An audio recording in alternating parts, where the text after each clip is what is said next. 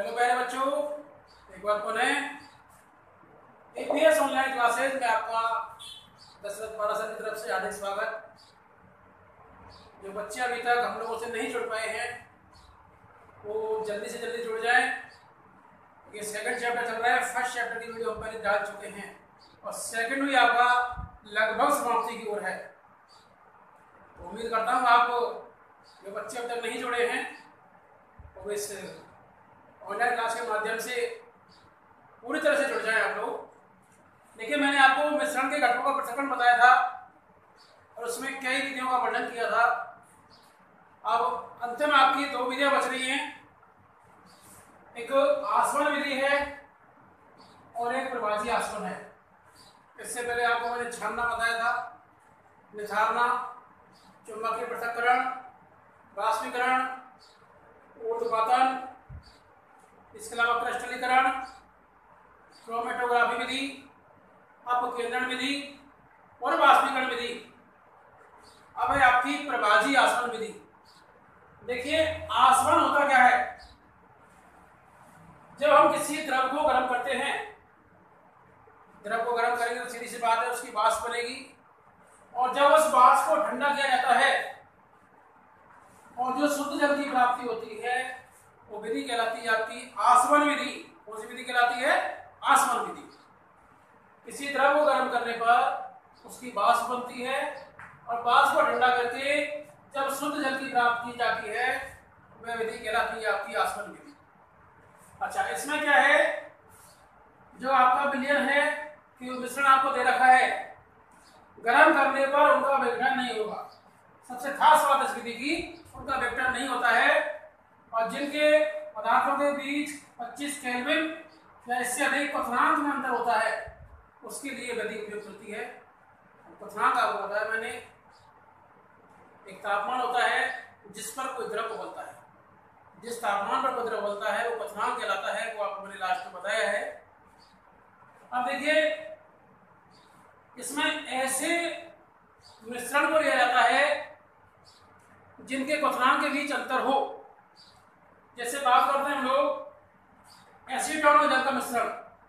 आपको पता है जल का क्वथनांक लगभग 100 डिग्री है और लगभग क्या हम कह सकते हैं 100 डिग्री है सेल्सियस। एसीटोन का इससे कम होता है। तो जब क्वथनांकों में अंतर होता है तो ही इस विधि का उपयोग किया जाता है।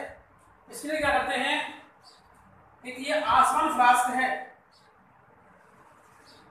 इस आसवन फ्लास्क में हम लोग एसीटोन और जल का मिश्रण ले लेते हैं। उस मिश्रण को लेते हैं जिसमें से हमको पदार्थों को अलग करना है। सीधी सी बात है, एसीटोन जल का मिश्रण है, हमें इन दोनों को अलग करना है। किस विधि से? आसवन विधि से। तो आप देख रहे हैं इसमें हमने एसीटोन जल ले लिया, ऊपर हमने एक थर्मामीटर लगा दिया है तापमान के लिए। इसे हम बर्नर की सहायता से गर्म करते हैं। यहाँ हमने एक संगणक लगाया हुआ है, जब वाष्प बनेगी इसे ठंडा करने का कार्य करेगा। अब देखिए, बर्नर सहायता से हमने इसको गर्म किया, एसीटोन और जल का मिश्रण है, तो सीधी सी बात है जिसका क्वथनांक कम होगा वो जल्दी वाष्पीकृत होगा। आपको पता है मैंने, एसीटोन और जल की तुलना की जाए, एसीटोन का जो आपका क्वथनांक है जल की तुलना में कम होता है। इसकी वाष्प पहले बनेगी, वाष्प इस संगणक के माध्यम से ठंडी होगी। ठंडे होने के बाद ये आपका बीकर है, इस बीकर में आकर ये एसीटोन इकट्ठा हो जाएगा और जब सारा एसीटोन वाष्पीकृत हो जाएगा तो सीधी सी बात है उसके बाद कौन उबलेगा? जल। लेकिन तापमान में वो डिफरेंस है, जल का 100 डिग्री है, उसको उबलने में टाइम लगेगा, वाष्पीकरण होने में उसका टाइम लगेगा। तो जब सारा एसीटोन आपका बीकर में आ जाए, बर्नर गर्म कर दीजिए तो आपको बीकर में एसीटोन मिल गया और जो आसवन फ्लास्क का उसमें क्या रह जाएगा? आपका जल रह जाएगा। इस प्रकार हम एसीटोन और जल के मिश्रण में से एसीटोन और जल को अलग कर सकते हैं। ठीक। अब एक विधि है, अंतिम विधि आपकी प्रभाजी आसवन। जिनके तापमान में क्वथनांक कह लीजिए आप 25 केल्विन से कम का अंतर होता है उनके लिए विधि उपयुक्त होती है। एग्जाम्पल है वायु से विभिन्न गैसों को अलग करना। आपको पता है वायु विभिन्न गैसों का मिश्रण है जिसमें ऑक्सीजन, नाइट्रोजन, कार्बन डाइऑक्साइड और विभिन्न प्रकार की अक्रिय गैसें भी होती हैं। तो वायु के मिश्रण से गैसों को अलग कर सकते हैं प्रवाही आश्रय से। इसके अलावा पेट्रोलियम से विभिन्न घटकों को भी हम अलग अलग कर सकते हैं।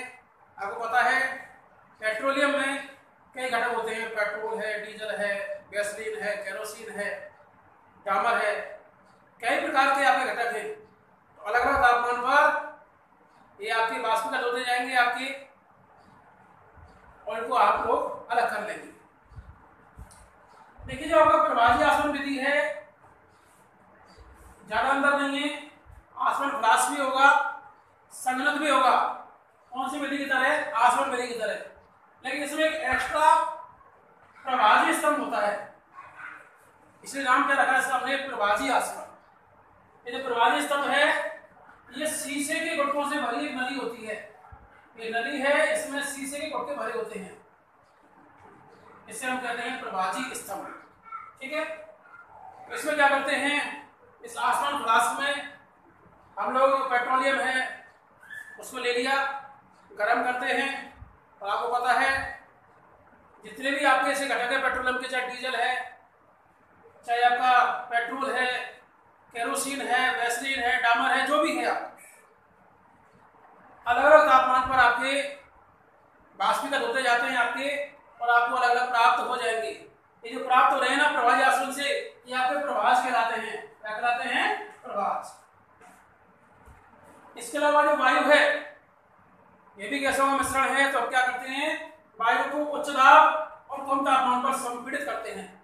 आपको पता था मैंने जब ठोस द्रव गैस का डिफरेंट किया था, अंतर बताया था, गैसों में संपीड़न का गुण सबसे अधिक पाया जाता है, संपीड़न मींस दबाना। इसको उच्च दाब और कम तापमान पर संपीड़ित करते हैं, फिर ठंडा करने के पश्चात इसको हम द्रवित करते हैं। पहले क्या करेंगे, इसको भी उच्च दाब कम ताप पर संपीड़ित करेंगे, ठंडा करके द्रवित वायु में बदल लेंगे, और इसको जो आपका जो प्रवाही स्तंभ है उसमें से धीरे धीरे गर्म करते हैं। तो आपको अलग अलग क्वथनांक पर अलग अलग प्रकार की गैसें प्राप्त होंगी। जैसे देखिए -183 डिग्री सेल्सियस पर आपको परसेंट भी दिया हुआ है 20.9% ऑक्सीजन प्राप्त होगी। -186 डिग्री सेल्सियस पर आपका 0.9% आर्गन गैस, अक्रिय गैस है, निष्क्रिय गैस है। -196 डिग्री सेल्सियस पर आपको 78.1% नाइट्रोजन।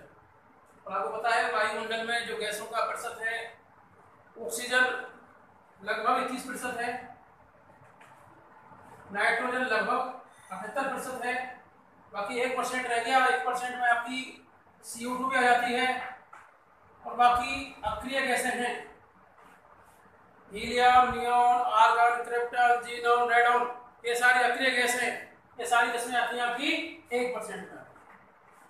तो ये कुछ विधियां थी मिश्रण से घटकों को पृथक करने की, और ये आपका जो सेकंड चैप्टर है लगभग समाप्ति की ओर है। धन्यवाद।